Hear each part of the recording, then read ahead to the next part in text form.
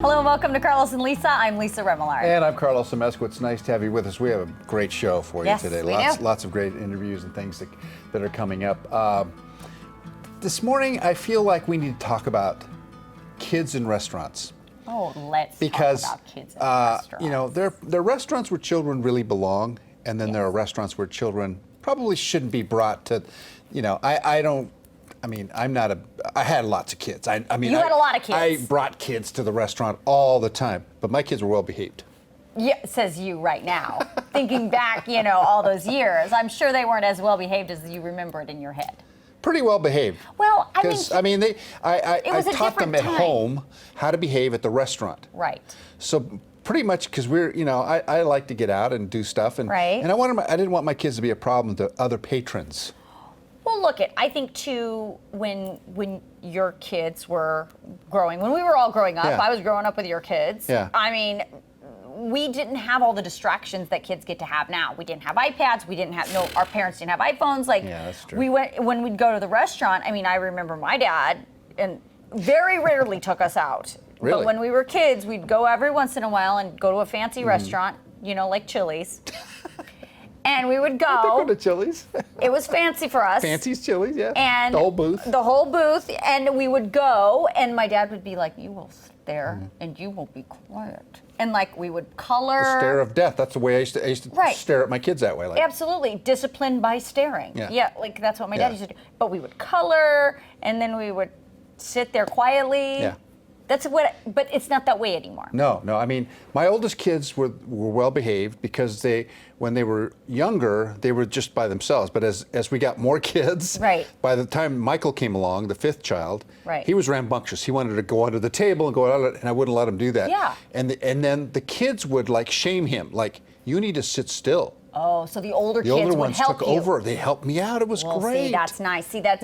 But like, what do you do when they start? So the whole reason why we're talking this up, because we're talking about it, and then we were looking around, and we found that an Arby's restaurant in Minnesota. Because they have linen and everything and silverware, and it's a fancy restaurant. Fast food. We have the meats. Well, how about this? Yeah, we have the meats. Yes. So Arby's put up this sign at a store in Minnesota that says, "Only well-behaved children who can keep their food on their trays and their bottoms on their seats are welcome. If you can't do this, you will be asked to leave. Thanks." Hey, who are you, you unfriendly little jerky manager? That was the manager of the Arby's. Well, of course, all these moms are in there with their kids, and they're feeling super uncomfortable, right? I mean, the place looks like a Fisher-Price toy anyway.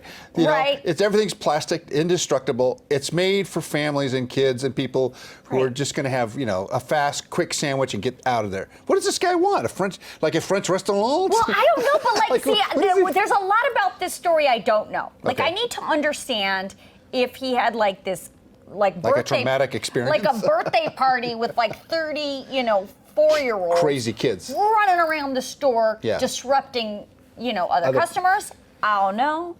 There's not enough information. However, Arby's, the big, corporate Arby's came back and was like, we took the sign down, we apologize, we've disciplined the manager, blah, blah, blah. He shouldn't have, That's really insensitive, because most fast food restaurants do cater to families. Yeah. Because it's inexpensive, it's quick food, and somewhat nutritious. The beef and cheddar to die for. Okay. We have the meats. And the sandwiches that they have there, again, excellent sandwiches. Yes. The other sandwiches, not the beef ones, but the other ones. The other ones are really good. Okay. Anyway. Thank you for that, Yes, Carlos. I just want to let you know that I the connoisseur of fast food. I know where the meats are. Yes. So the thing is, for example, McDonald's. In some McDonald's restaurants, they have playgrounds, and they have parties there, and you can rent the place, and you can go have the party. We because where else are you going to do that? Right, but there's no playground at Arby's. Yeah. I mean, maybe some of them have playgrounds. There's no playground. No, they don't do that. No. But you also don't want crazy kids running around.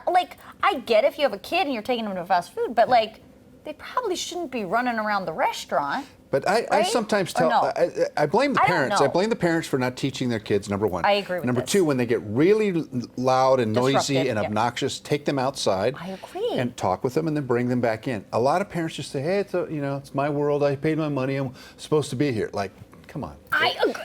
That's just being considerate. I agree. Just I don't know what happened to that, because my dad, God rest his soul, he used to, at the restaurants, he would be like, do you want me to take you outside? And we'd be like, absolutely. No. Yeah. Tom and I are exactly alike. Because I would do that. I would scare my kids into behaving. Of course, we would never go outside. Do you know what I'm saying? Like, that would never happen. But like, the threat of it was terrifying. But I don't know what it is about parents that won't take their kids outside anymore. I took my kids outside and left them. Carlos, you did not. I did. You did not. I let David stand outside until he behaved. Are you serious? And he just like, wah! He's screaming outside like, let me back in, blah, blah, blah. I stood by the door and would not let him in. You know what that is? Good parenting. I'm a big fan. Some people would call it child abuse. Today. Well, like, you're not. Today, probably somebody would call and say, this is Family Social Services. We're picking up David and taking him home. This is Southern California. You're not leaving him out in the snow. No. He's fine outside. I did that in Utah. Oh, Carlos. In the snow. Carlos. It was 40 below zero. That is a lie. David almost froze to death. That's a lie. That is not true. Do not call CPS on Carlos, please. It is fine. It's too late now. And David is totally okay. I can tell you. Are you sure about that? Well, he might have some residual damage.